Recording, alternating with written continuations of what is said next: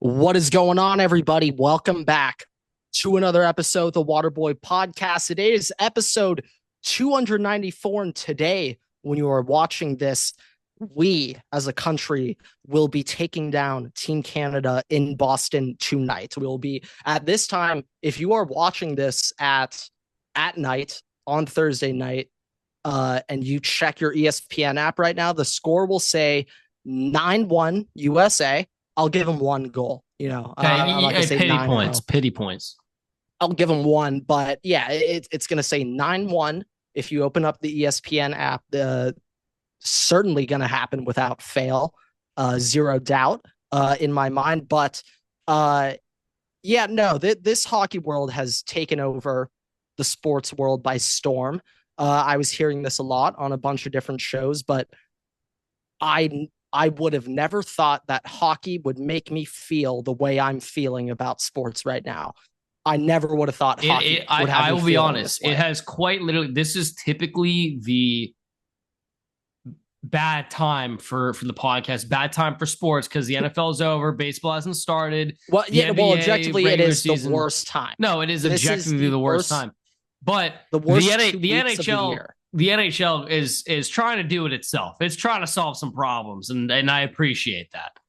Yeah, we got to give credit where credit's due. This NHL, is also typically the time of the year, Grant, that you and I go to our annual One Kings game, which probably won't be happening this year. But no, NHL's trying. It's really trying to step up because the NBA clearly doesn't know how to do that. Yeah, NHL's running laps around the NBA when it comes to All-Star Would Weekend. you say that the NHL has taken over the currently in the current moment has taken over the NBA spot as the third best overall sport in America? At least. And I'm What putting is the second best? I'm putting technically MLB at 2 per this podcast. Oh, okay. Now,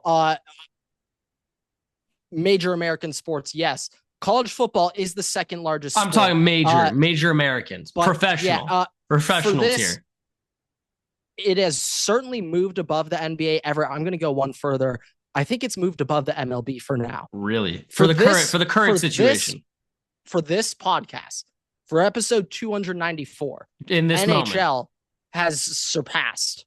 And with that, the NHL is also, Grant, thinking about putting a team in New Orleans. Now, NHL, there's been a lot of expansion recently. Yeah, I think that they have the least amount of total teams. I might be wrong on that. But I think you're probably all correct. 4 major sports, I believe they have the least amount of teams. A little 4 they have 32. Oh, they currently have 32. It might be the MLB then. The MLB's got what, 30, right? Them and the NBA both only have 30. Yeah. Well, never mind then. Wow. But it's these last 2 expansion teams. To be fair, they did them to 32. They were at 30 the Knights and the Kraken did bring them up to 32, and those were both very recent additions. No, I'm saying like both of them are within the past 5-6 years, and both of them went to or like won a Stanley Cup. Well, I don't know if Seattle the Kraken has not been close. Yeah, okay. But Vegas, I think won 2. To a Stanley Cup. They've won 2. I thought they went to one, lost, and then went to another and won. Let's see. They won one in.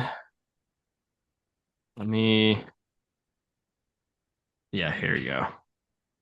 Stanley Cups, they have won. They won it in 2022-23.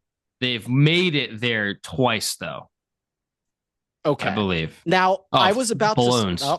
Well, congratulations, Team USA, another dub. I was going to go... you just had me thinking a little bit about, like, NHL, like, rosters, like Vegas, like, how they can create a Stanley Cup winning team, like, literally within 3 years of the franchise even existing. Crazy. I was gonna go down that rabbit hole, but then I just also realized I like hockey right now internationally, and I like it because it's fun and entertaining. I'm not going to ruin it for me by knowing how like Well, if we started, if some we went ins and down outs that, if we went go. down that I road, don't it want would to be know what does that. an expansion draft actually look like? Forget Because that. neither of us I'm not know. even going. I do not ever want to know any piece of information about an expansion NHL draft. I don't want. I'm just I saying want to be a expansion drafts 5 year as old. a general note. Like, what would that look like if it was in the NFL? No idea. Yeah, yeah. What happened when the Literally, I Texans have no came idea. around? I have no idea.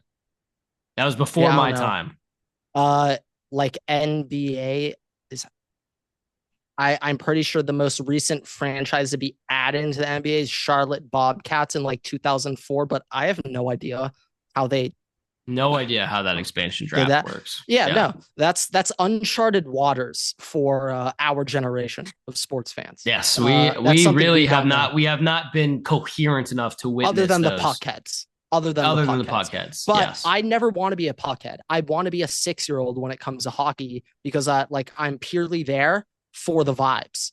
And I No, want to yes, keep it that way. that is how I you and never I want collectively watch Yeah, hockey is I for the want it to vibes. be pure emotion and vibes. I want zero logic in my hockey Now, watching. now I obviously like I know a little bit more about hockey and the rules of hocky than you do. Well, But you are the number one puckhead on the I am the internet, number so that would make a lot of sense. yes, no, I am. That would make a lot of sense.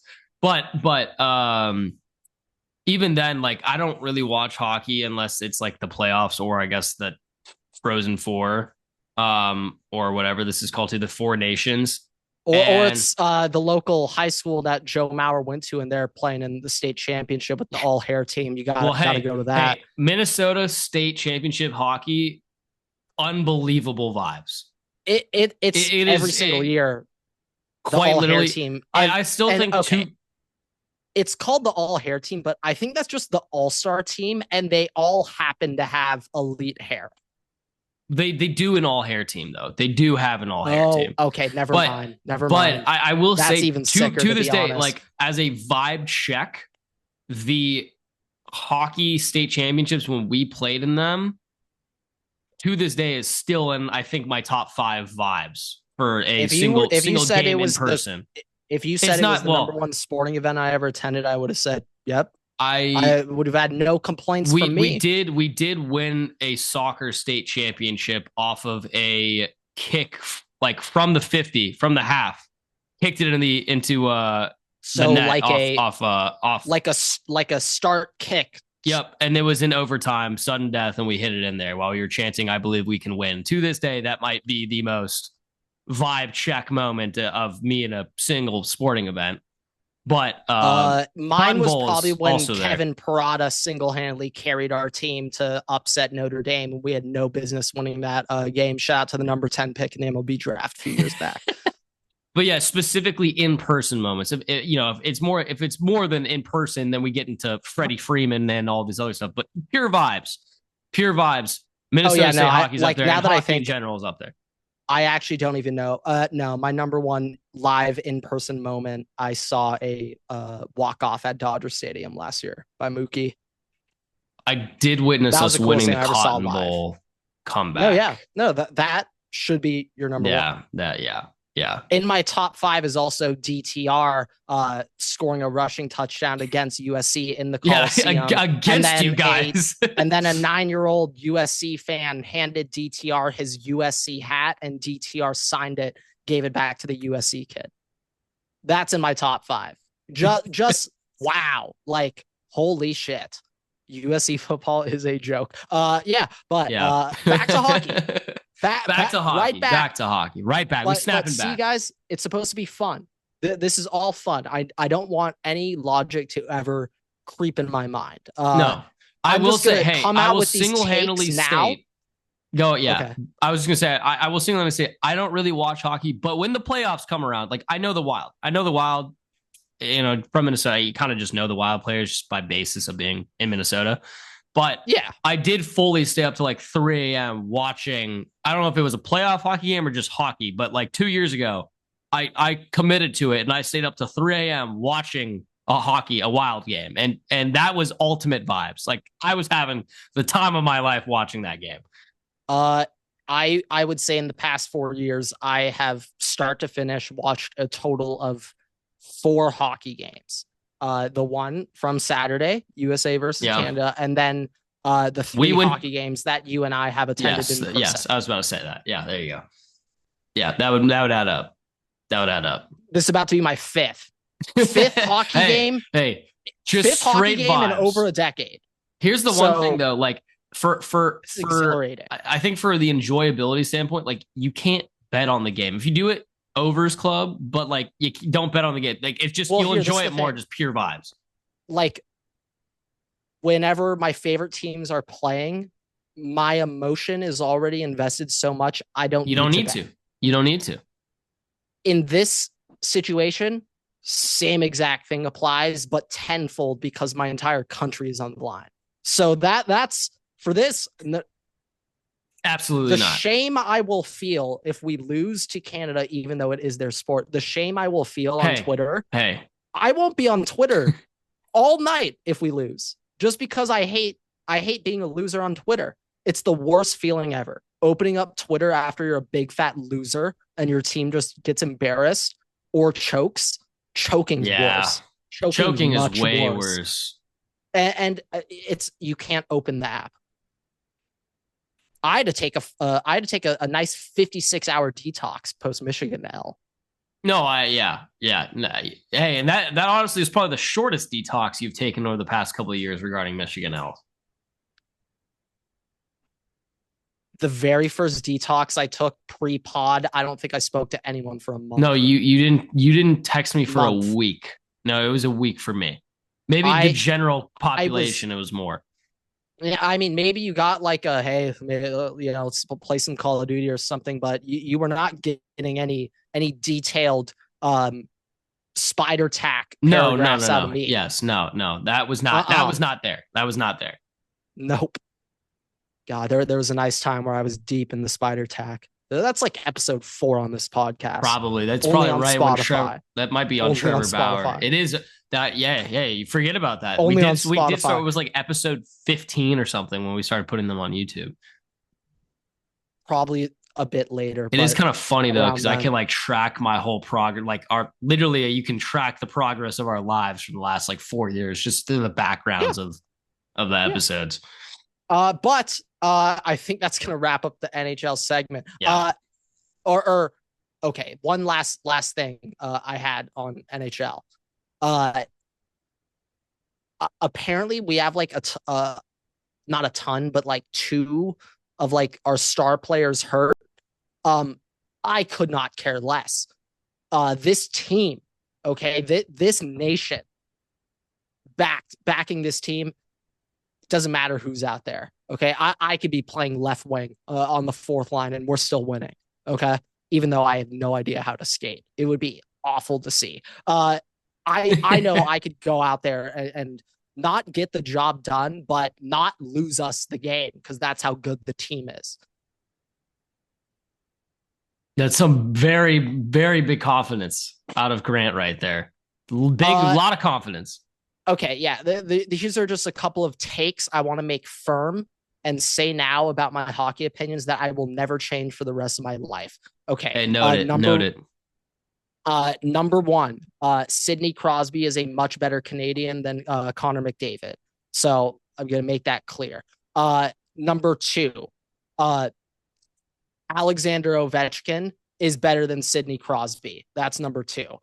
So in that order, I got Ovechkin, Crosby, then McDavid. Okay. So that's my ranking and it will never change for the rest of my life.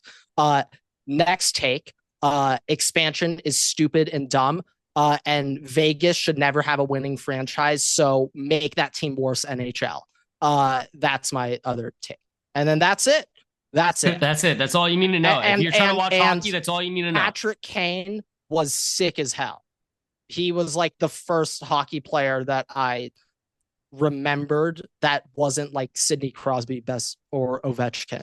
That was like the first guy where I was like, I'm aware of who you are because you're hype and fun to watch. And that's the first hockey player I ever remember being like. So if you're starting to watch hockey, that's all you need to know to watch your first hockey game. Don't need to know the rules. Don't need to know anything. Just those 3 things like Grant just said, and just go watch hockey. You'll have a good time.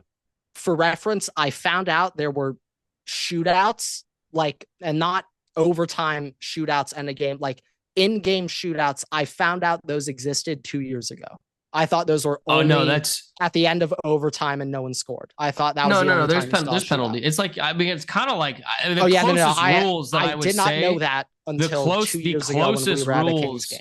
I guess would be soccer. Like that really would be the closest rules. I'm never going to attempt to understand offsides, and I don't want to. I just want to be able to complain. Hell no. And don't even try. What? Hell no. You kidding me? Every time there's like icing, I'm like, what just happened? What is going on? No, I'm never going to attempt to learn icing. Oh God. All right. What do we got next? I think naturally, I was going to say we should go into the NFL because I've been looking up some draft stuff, but I got some quick little MLB updates. Okay. Always love some Dodger news. Some Dodger stuff. This isn't exactly news, but just kind of like something that was pointed out to me and I was interested. So Shohei Ohtani, he'll be pitching starting in around May or so. Yep. But Shohei Ohtani, according to the 26-man roster, he will be counted as a position player, not a pitcher, which is really important because there's a 13 pitcher maximum limit on the 26-man MLB roster. So we can have 14 pitchers, including Shohei, and be under that limit. So because of that, our plan is to have, not including Shohei, so that those 13 pitchers, 5 starters, 8 relievers. So that's your 13 in total, plus Shohei, 6 starters, 8 relievers. So it's a fully stocked bullpen, fully decked out bullpen. How things have changed in a year. There is no need for any long reliever. We have 8 bullpen arms. So I'm still just interested how, a lot of this other stuff's going to play out with pitchers now coming back from injury. And then you still got Bobby. I guess River Ryan's out, but you'll still have to deal with Bobby and Stone and River Ryan. And hey, guys are going to get hurt. It sucks. It will happen, but it is still like you got enough pitchers up right now where I don't know what they're going to do. Well, I think in a world where everyone's healthy, and because Shohei counts as 6, the 6 starting pitchers, if everyone is healthy, everyone's good to go. Ohtani 1, the 6th. Yep. Snell, Glasnow, Yama, Roki. If those 5 are healthy, they will be the main starting 5. Well, then you also the foreseeable future. You also have Kersh coming back. In my opinion, if all healthy, Kershaw would be that 6th starter. Yep. Like literally, just it's Clayton. Like he has to pitch. So it'll be those 6. But I'm gonna go out on a limb right here and say, a pitcher who's going to finish this season top 5 in innings pitched for the Dodgers will be Bobby Miller. I'm gonna go out and say he's gonna come up. You're back on Bobby train after saying that he was over. Bobby was over last season. I proclaimed that he was dead. I actually listened. I was looking for a clip in a September podcast. You asked me, what about Bobby Miller? And I said, he's dead, Everett. So that was what I said in September. Okay. Now it is February 19th. I'm not like all the way back in on Bobby, but I'm not out on Bobby anymore. Okay. He's not dead. He's not dead. Bobby is a player in my eyes. Okay. He is a member of the Dodgers organization. Okay. And I believe Bobby Miller will not start the season on the roster. Clearly not. But no. Will get his way in through injuries. Glasnow will inevitably be hurt. Starts, and then he will exceed expectations, and the front office will just be like, well, shit.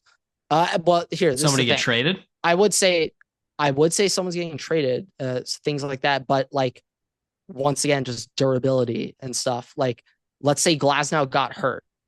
Everett, who's going to trade for him on that contract?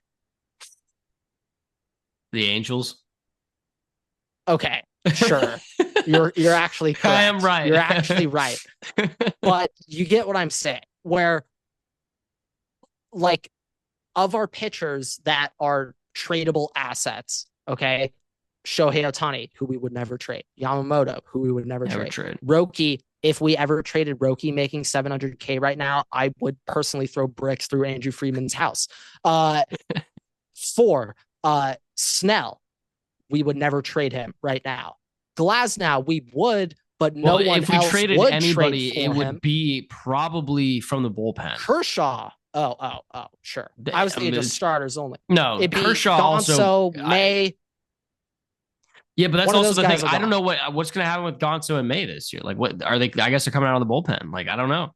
Well, I maybe, but more so like they're going to be chilling in AAA, and then when the injuries roll in, do you call them up before Bobby though? I personally think May is going to turn into a reliever. The very first call. I personally think May is going to end up being a reliever by the end of the season. I like May, but it's just that's also it's arguably more crowded. No, it is, but my expectation is like, okay, Bruzdar or somebody's going to go down because they always do for a little bit, and the next thing that they're going to do is they're going to pull in May as that next guy up. Yeah, maybe, situation but like maybe. I think that if anybody comes in to replace somebody in the bullpen, May probably would be the guy. May's the guy that I think is the next kind of guy for a bullpen call. Sure, but it's just like, I mean, the bullpen right now, like the more I look at it, very crowded. Very crowded. I think it might be the best bullpen since 2014 Kansas City Royals, who had like 7 dudes with a sub-3 ERA. It's like one of the most stacked rooms I've ever seen. And this is one slight concern that I've had that's popped into the back of my mind. Throughout this past decade of success, we brought up on the last pod, the Dodgers for the past decade have averaged 100 wins per season just off winning percentage, which is just one of the most remarkable things. And also my boy Duke was looking it up.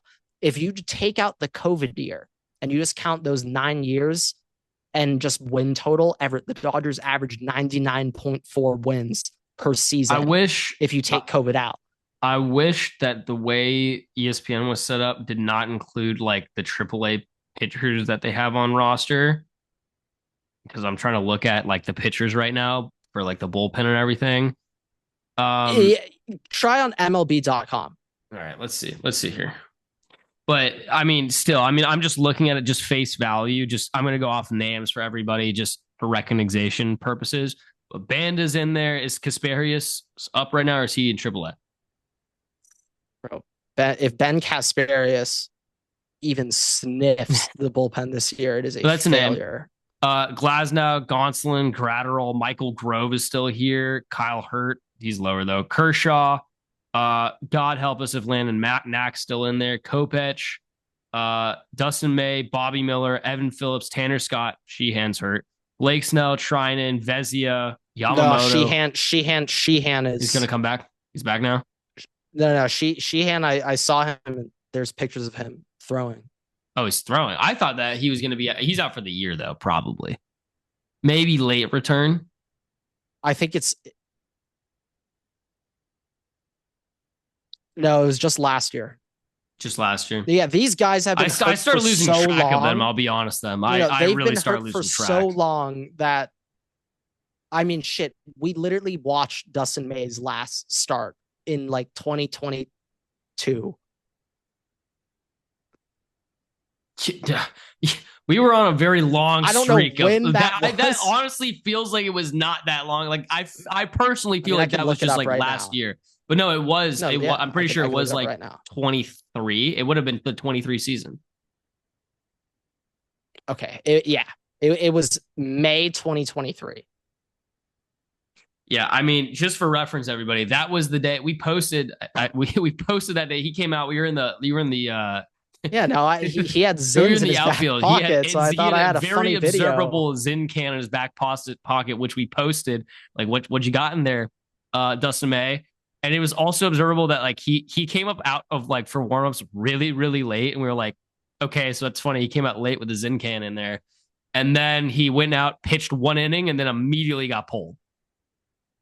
And then we were like, I remember you were sitting there specifically. You were just like, some doesn't look right. And I was like, I mean, velo gun saying 99 looks good to me. I'm like, looks great. He gets through like either a 1-2-3 first or like a one base runner, next 3 outs, easy first inning. And I'm like, all right, it's gonna be a nice ass day. And then it's just like, nope.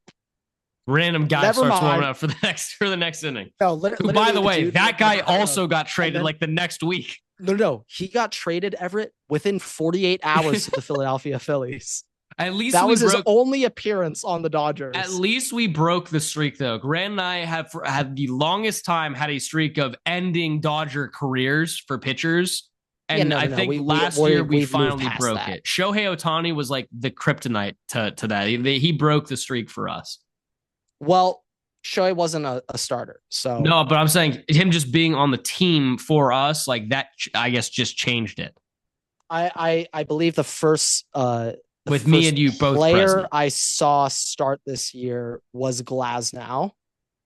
Okay, so still I hurt. would say I did a curse, but it's last year was his second highest innings pitch in the season. End of careers for Dodger players is when you and I have been together present, and we at least broke that. We got to find the third variable because there's one other variable that contributes that we don't know yet. We're not aware of. There has to be a third variable. Maybe it's like in days where Will Smith ropes a double. It legitimately might be in days where we get whatever the blue drink is. Like that might be it. Oh yeah, no, that might be Dodgerita, the Dodgerita, whatever we'll call it's called. Dodgerita. Whenever we get the Dodgerita, careers end. Yeah, but we both have to have a Dodgerita. Yeah, no, that was MLB update. Other interesting news which has been brought to my attention. So there's a trouble brewing in Boston. Everett, I'm not sure if you've seen. But, is there? Alex Bregman recently signed with the Boston Red Sox. Yes, I did see that. And initial reports were Bregman, I believe, was saying, "Yeah, I'm signing here to play second. I'm going to be playing second." That was the plan. Yeah. And then a couple days later, the GM or someone in the Red Sox organization was saying, "Yeah, no, Devers' third baseman spot is not guaranteed. He's going to have to work for it to play or keep his spot," which led to Devers being asked by a reporter, "What are your thoughts on the situation?" And he responded, "I play third." I'll be honest, the Devers interview, it just sounded like someone who like clearly didn't understand Spanish very well and didn't understand the question. And it seemed very like possible. The way he interpreted it was like, "Rafael Devers, do you play third base?" And he's like, "Yeah, that's my position. I play third." That's what it seemed like how he interpreted the question, because he had zero follow-up or anything. He's like, yeah, I play third.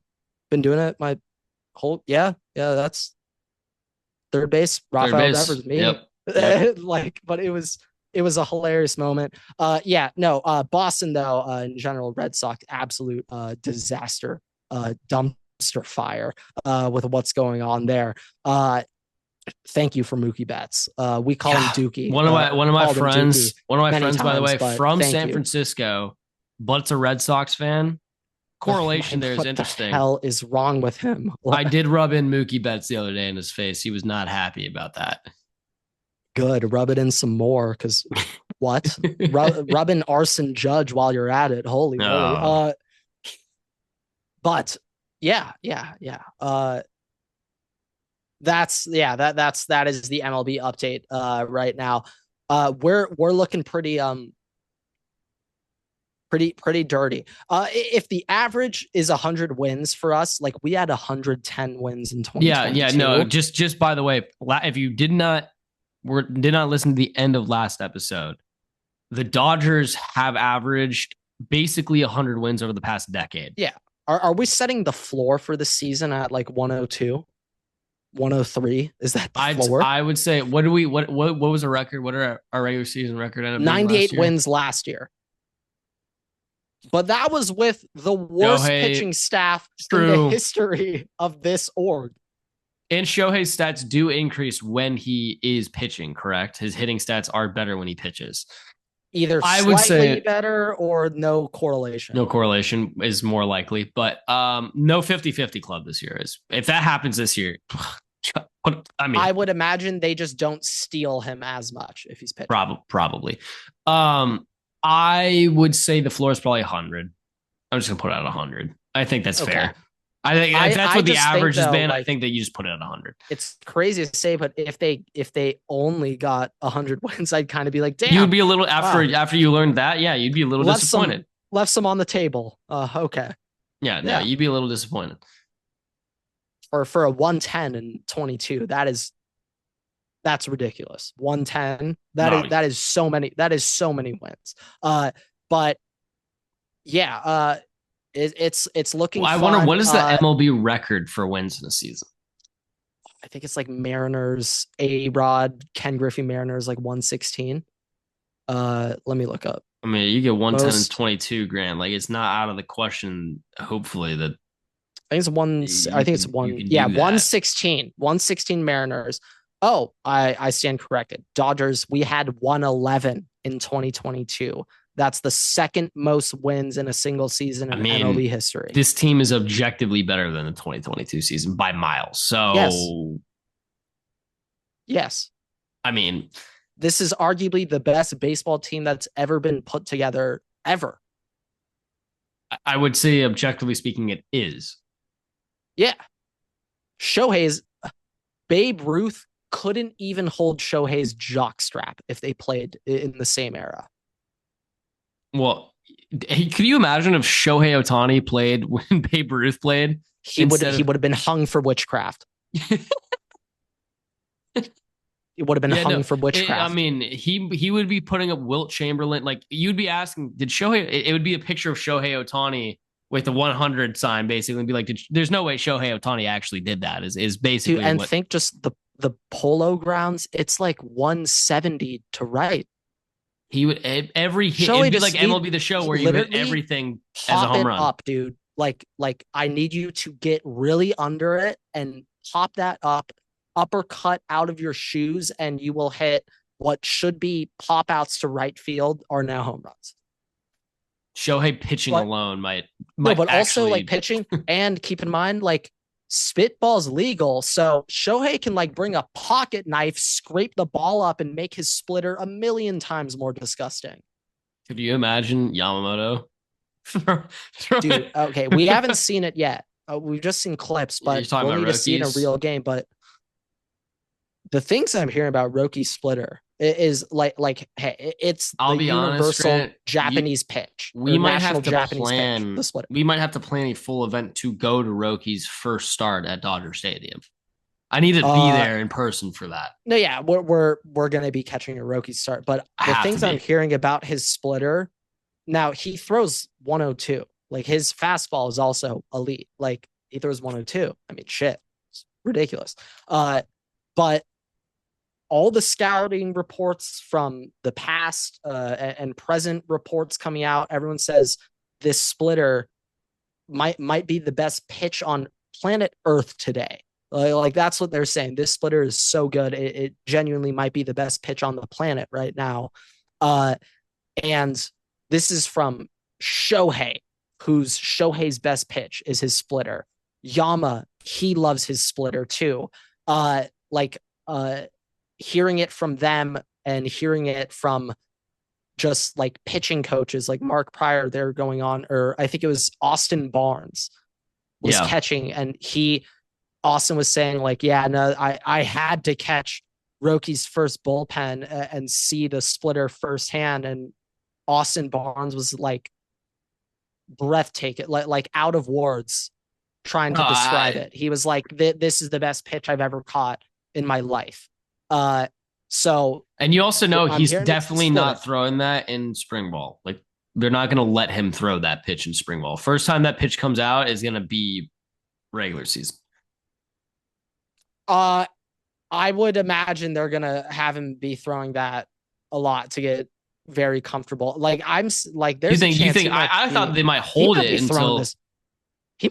Everett, it's a thing where it is so nasty. It doesn't matter. It's so nasty where it's like, okay, if you can scout better and know the exact like break, does that make a difference? No, you got to hit that shit. Like, good luck. Like in the past, I've been concerned with pitchers getting lit up and teams figuring them out. Like that was a concern I had with Bobby big time. Lot with our hitters too. Like I was saying that with Outman, but like pitchers, it happens a lot. But this is something that I was thinking of recently. Now I remember, if you remember last year, the Tokyo start for Yamamoto, which I'll put a finger up. I stayed up to watch that one. That L is on last year, Tokyo. Yeah, in Seoul. That one is on me, Bill. That one's on me. Yeah, no, I woke up for that game. I woke up, went to work, was watching that, and then we just got shelled, and I was not happy. But one thing I remember from that start is afterwards, it was a very big news story that the Dodgers were well aware Yama was tipping pitches. Dodgers figured that out in his like 2/3 of an inning pitch, giving up 8 runs. They figured out he was tipping. And then once the regular season started, that shit got fixed, done, wrapped up, no more tipping. I was also hearing a story recently from Trevor May, and he was saying in like the 9th year of his career, a free agent signs to his team and tells him like, hey, Trevor, you have a tip for your curveball, right? That you've been doing your whole career. Like you guys know. And Trevor May and the pitching staff, they're all sitting there like, he's been tipping pitches for the last 9 years. What? But even MLB teams can sometimes not pick up on their own tips. But the point I'm getting at is I wonder how many of our rookie pitchers last year, because there were like 17 of them who made like 3 starts, and how there was a slight trend where they'd have 2 good starts and one just get horrific. Yeah. Absolutely destroyed. And I wonder if it's a tip that teams are picking up, because Landon Knack regular season Everett was really good. And I wonder if there was a tip that San Diego knew. And San Diego, I give them credit because they always seem to expose the tips in our pitchers. It always seems to be San Diego. They light us up and then we figure out we're tipping. So I give credit to them because they're very good at figuring out tips. And it's like, this isn't a cheating thing. Like if you're tipping pitches, that's you need to fix that shit. You can't be tipping pitches. Like, it's not like, oh, they're stealing. No, it's not cheating. No, you can't be tipping pitches. Like you need to fix that shit. So I just wonder with some of our younger guys, how many of them, is there a tip going on? Was that why they're getting? I mean, I would say it is like, probably much more likely. And with Roki, I wonder if maybe it's a tip. Maybe it was a tip with Yama still lingering throughout the season, and that's how he'd get destroyed once a month. I wonder if only a couple teams know. I think it's much more likely that that they probably were tipping, because you're going in your first season, like you're going to do that. And there's such limited film on the pitchers that I bet these hitting coaches are probably like, by Yama's 8th start of the MLB season, whoever the hitting coaches were, they had watched every single pitch of all 7 starts like twice. Yeah. And they were probably able to pick up on something with just that limited film, even though it's limited. But like, that's something like more so like with a specific pitch like Roki's splitter, I'd be more concerned in a year or in 2 years. Like, okay, does Jackson Merrill now pick up this pitch? Then, okay, maybe we got to do something to help set this pitch up, whether it's like tunneling or whatever. Yeah. Okay. All right. Why don't we wrap up here with the NFL? I know you got some draft talk that you wanna get to, allegedly, and we can wrap up with that. Yeah. Just some general Stuff. Yeah, this is the dead part of the sports year. These are the worst 2 weeks in football, post Super Bowl, pre March Madness. It is the most boring for NFL, I guess, too, technically. Pre combine. Well, are you saying March Madness is not? No, I'm saying you were saying specifically for the NFL, like you meant for like you said like football. So I'm saying in football, the slowest 2 weeks is right now. It's just before the combine. For just sports in general, fans, yes. Until March Madness, these are the objectively it is the worst weeks. 3 weeks of the season or of the year in terms of just sports in general. And so I'll be honest, I'm very spoiled. All of my favorite teams have won, barring the Chargers, but that will never happen. So I've accepted that. So I'm not lumping the Chargers into my favorite teams that could win a championship. I know the Chargers can never, they're physically incapable of ever winning a Super Bowl. I've accepted that a long time ago, but because all my teams are victorious, and I was saying this about Ohio State, how long do I have until I can no longer like claim them Ohio State before they go to the NFL? Now they're whatever team they're on, they're known as that. Yes. Yeah, we talked about that. And I believe we came to a consensus that it is the draft. But do I get like no, the second I think the general consensus was it was a pleasure watching. I think the general consensus, I think I said it was until their pro day. I think after their pro day, it was kind of like, because that's when they leave the building. Because until pro day, they typically are working out. Still pre-draft.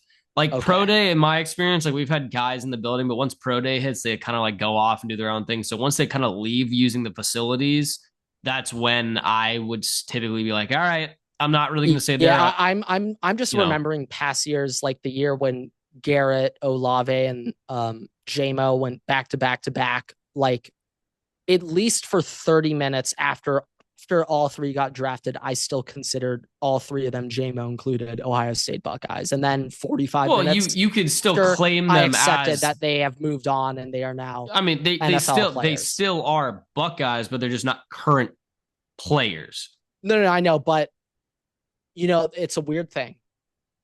Ohio State being my favorite team, like former Buckeyes in the NFL, I still love them. I still watch them very closely, still root for them and cheer for them. But the love is a little dissipated. The current players will all you will always have my utmost attention. Whoever the current players are at the time will always have my main focus. So just with that in mind.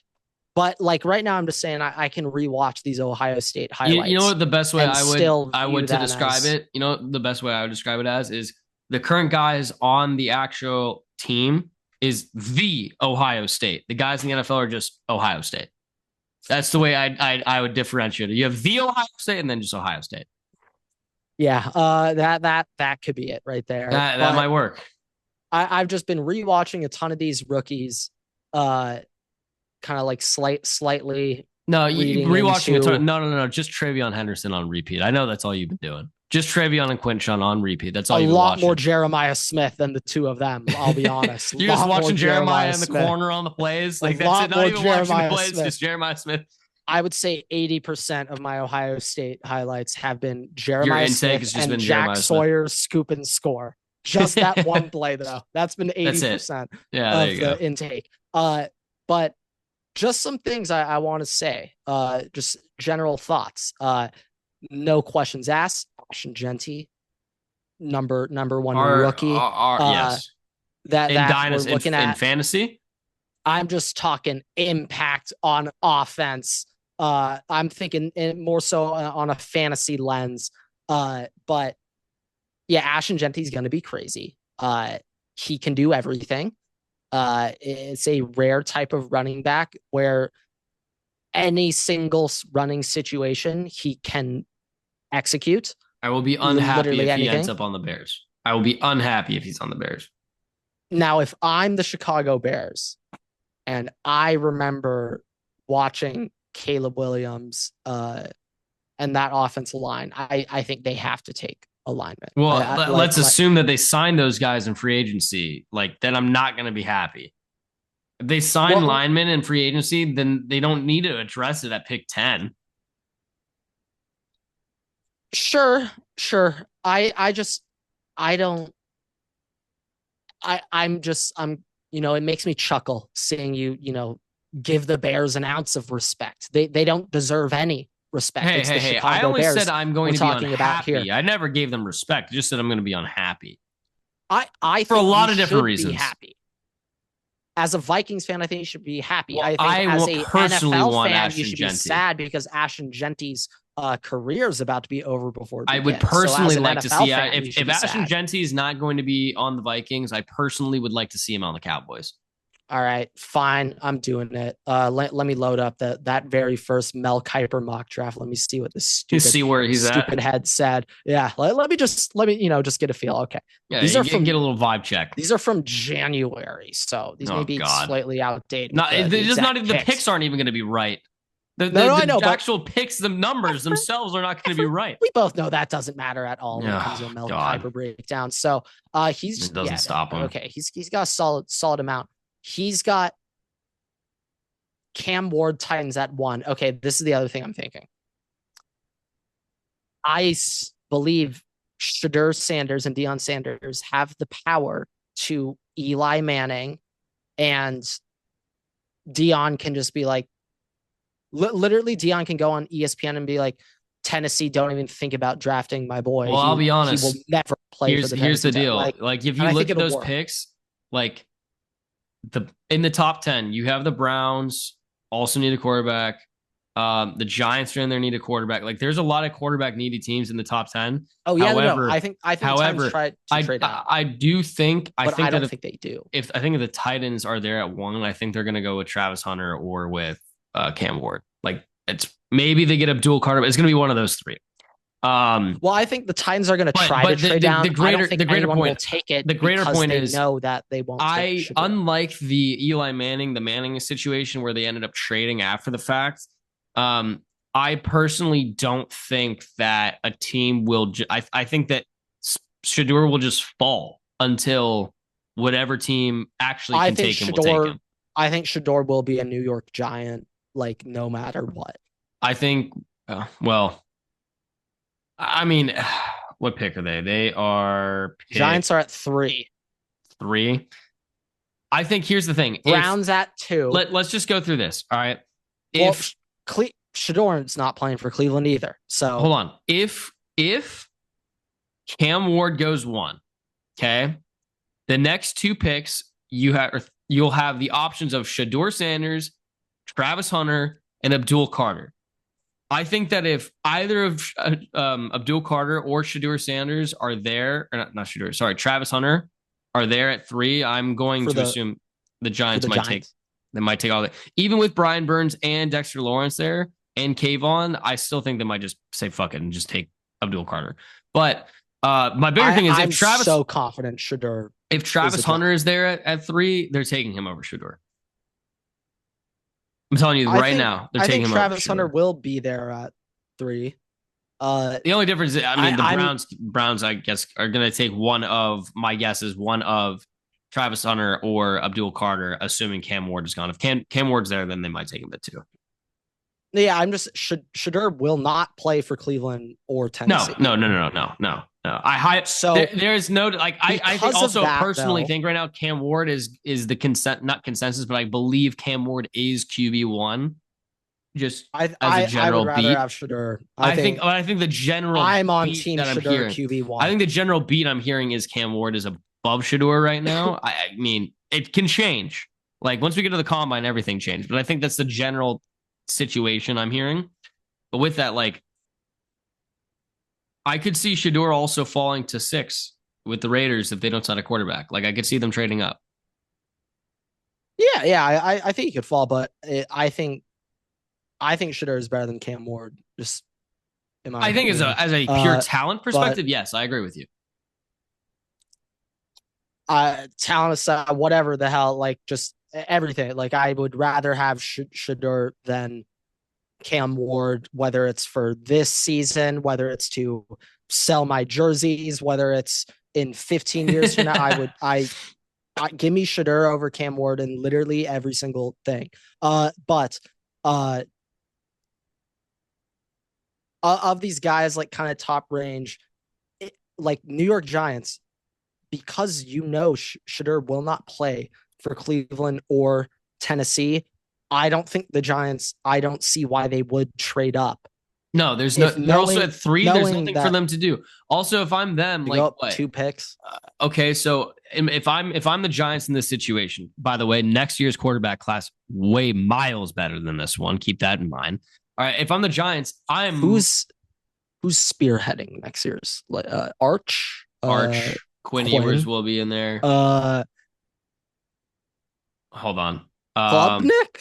How Klubnik, great is this next class? I honestly better than this one. But I mean, let me just get out. Let me get it. Let's see. 2020, would it be 2026 NFL QB prospects? Nico is in there, Drew Aller's in there, Nuss Bus is in there, Arch is in there. All right, like Drew Aller maybe. No, I'm pretty out on Drew Aller. Indoor dome Drew Aller that lived on for a week or two. He's in there. Cade Klubnik's in there. Sellers will be in there. Sam Levitt from ASU will be in there. Miller Moss is in there. Stamp of approval. Carson Beck. Definite stamp of approval. But as a general consensus, we're talking about superstars. I think that it's not like it's mild. It's not like it's like last year's quarterback class, but it's still better than this one, I think.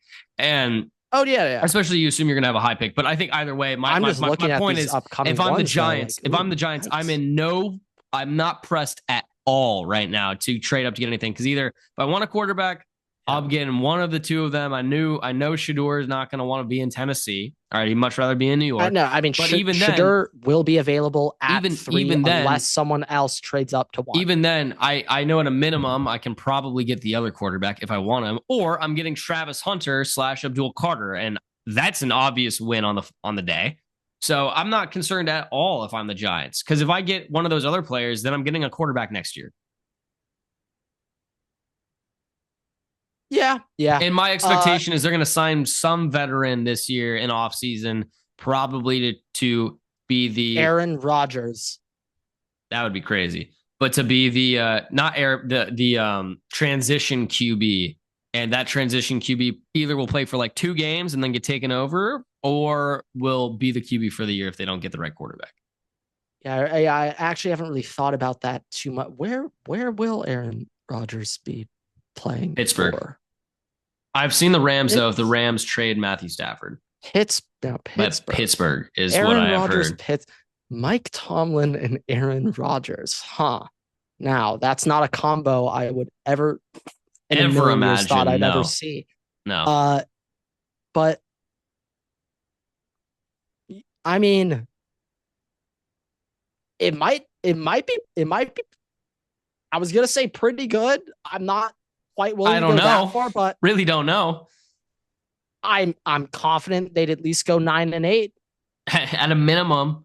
At a bare minimum, they could go 9-8. At a bare minimum, we know that they'll get there. With Aaron Rodgers starting, or holy shit, I'm forgetting his name. Mason Rudolph. Either one. Whoever's back there, they're going 9-8 minimum. Mason Rudolph's not on the Steelers, but yeah. No, I know. But it's either I have seen though, if the Rams trade Stafford, then they might sign Aaron Rodgers. But one thing I'll also say, I'm gonna throw this out here now, because I'm seeing him getting some slight more hype, and it's making me proud as a longtime 5-star truther, but. Michael Williams is getting some notice right now, and it's making me smile, because it's all the ball watchers who are being like, dude, you need to see this clip of Michael Williams just knocking a pulling guard back on his ass. He doesn't make a play or anything, but just look at that shit. Yeah. Look at that shit, and then be like, and then try to tell me in the same sentence, I would rather draft X JT Tuimola or something over Jack him. Sawyer. Like, what the hell is wrong with you? Michael Williams is a freak. Okay. I will take Abdul Carter over him though. Freak. Yeah. But Michael Williams is an absolute. No, my expectation is he will be, I mean, he's a first round player no matter what, but I think that he's going to go higher as we approach draft day. The only thing that's interesting to me though is last year it was kind of the inverse. We were like, oh, we all thought Dallas Turner, Jared Verse would go really high, and they ended up going like 20s. So you don't know because Dallas Turner was more so like, I mean, you remember when he fell to you, I was like, dude, you got Dallas Turner, and you're like, yeah. I'm like, bro, Dallas Turner. No. If you look at my text messages, there's some abhorrent things that I was ready to do in order to get him. I mean, no, it's just Dallas. Hey, Dallas Turner started as a true freshman at Bama. Not many edges can say they started as a true freshman at Bama opposite Will Anderson. But I'm seeing there's a ton of defensive love here in this draft. One thing I keep seeing over and over with my Chargers is I keep seeing Kenneth Grant, 22 Chargers. Yes. And I think that you know what I also pick. saw though that wouldn't necessarily be out of the question given your head coach is Loveland to you. Oh yeah, no. I think if he's there too, yeah. I think I really personally I think you're either gonna get it's a Michigan boy. I think you're gonna get an interior guy. I think you can get an interior guy. I would be so pissed off if they drafted a guard. Another Zion Johnson. My thought is you're gonna either get a defensive line guy, you'll get Loveland, or you will take a running back in the first round if you do not sign a guy. Which, by the way, I've seen Najee Harris a lot more recently. But I'm fine with that. I would be pissed if they took a running back there, or even if it's Trevion. Like if they. Yeah, at 22, I'd be pissed if they drafted Trevion at 22 because it's just like, what about you could have drafted Kenneth Grant there, and then in round 2, you could have gotten so many nice running backs. I also could see you guys trading back. Probably could have got Trevion. I could see you guys trading down and then drafting a corner as well. I could see that. I would just say like if 22 Chargers are on the clock and Kenneth Grant or Loveland is on the board. Or the guy from Ole Miss, by the way. The guy from Ole Miss also, I would. Oh yeah, Walter Nolan. Yes, but they would take Kenneth Grant over Walter. Like probably for a preference, but yes. But I just remember Minter and Harbaugh. They said a while ago, like Kenneth Grant has maybe the highest upside of their entire national championship team. And Kenneth Grant is like 6'6", 340. And I don't know what his 40 time is, but we'll find out. There is tape of him literally hawking running backs. He is chasing down running backs on breakaway touchdowns, and he is hawking them as a 340-pound nose guard. That's just a rare type of athleticism where, hey, maybe year 1, year 2, he's not going to be crazy. Mason Graham. I mean, you also don't need him to. You still have more production. Well, would he end up being a nose tackle for you? Would he be 3 years from now? Oh goodness, who knows how crazy he's going to be in 3 years? And so that's what I think Harbaugh and Minter are going to be looking at. Like, I want to get a guy that I can literally be a cornerstone piece. And I think Kenneth Grant at D tackle can do that more than Loveland, even though I think Loveland will be a very impactful tight end because he's very good at blocking and he's like a very good traditional tight end in Michigan's pro style offense. Like, he runs your classic 9-yard ins and your little stick hitch it. All of your classic NFL pro style tight end routes, he can do all of that. And so it's like Loveland, if he went to, you don't need a tight end. I was going to say you, but no, not your team. But I don't know, the Commanders, he would do really well. a team like them. I'm just looking. A ton of these teams in the back half all have tight ends like Broncos. Like Broncos need one. A ton of these teams just have it sorted out. Also, remember Warren's still going to go somewhere. Like he's going to go before Loveland. So, oh yeah. Hey, I'm just like looking at the needy teams, looking at those tight end needy teams. Though Colts. Yeah, I've been hearing Broncos, this a lot, and it makes me excited. And I want this as an NFL fan. Tyler Warren to the Cincinnati Bengals. I know they need to fix defense. I know. It makes no sense. The one thing that I would love Burrow with him and I would Chase, love that. The one caveat is they did draft a tight end in the fourth round last year. He did tear his ACL, but he was like their tight end one. Their defense is also awful. Booty. Bad. It would make no sense if they took very him. bad. But I mean, of the tight end needy teams, though, I mean, Denver if Loveland went to Denver, I'd be scared. They don't have a tight end. They don't have one. No, I know. The Saints don't have one really. The Bengals need one. You're telling me the Swiss Army knife of the NFL isn't a good tight end? His knee imploded last season, and he's like 35. Did not remember that detail. Forgot that 35 part. years young, Everett. Okay, that's a young man with a bum knee. The fact he's made it this long is very incredible. But I mean, the Jets. Tyler Conklin's a free agent, so the Jets technically need one. The Panthers. I know they got Jatavian Sanders last year, but he sucks. Saints need one. Colts need one. Bengals need one. Broncos need one. Watch like the Cardinals draft him. It's just like, why? They're just running two tight ends. They're running two tight ends. That's what. By the way, I remember the year that Trey McBride came out. I was like, watch this guy from Colorado State. And you're like, I don't care about. He's a tight end. I don't care. Absolutely not. And it's just now he's Trey McBride. So, I'm calling it now. Trey McBride. Week 1 next season, anytime touchdown. Calling it right now. Right now. 2. We're going double. 2 touchdowns week 1. Whoa. Don't get ahead of yourself. No. He's making up for this pass. But yeah. I do think with that, we'll probably wrap up here. We'll have some more draft content for the next episode. So with that, thank you guys so much for watching and listening. A lot of stuff coming. A lot of stuff. Here. It's going to be some dead couple of weeks. The alien episode might be coming. It might be coming. Now, Everett, we made it to lead off next episode. This probably should have been the pre-show, but have you heard about this asteroid in 2032? Oh, the percentage keeps increasing. We're going to have to address it. It goes up every 3 hours. Yeah, no, I mean, it was so we're going to need a Waterboy analytic 6% right now. We're going to need to give a 10. It will, if it hits us, it will level up a city. So, well, this is the thing. I'm hearing it'll level a city. That doesn't seem that crazy. I was expecting more. I was expecting a country. No, I'm expecting like Armageddon.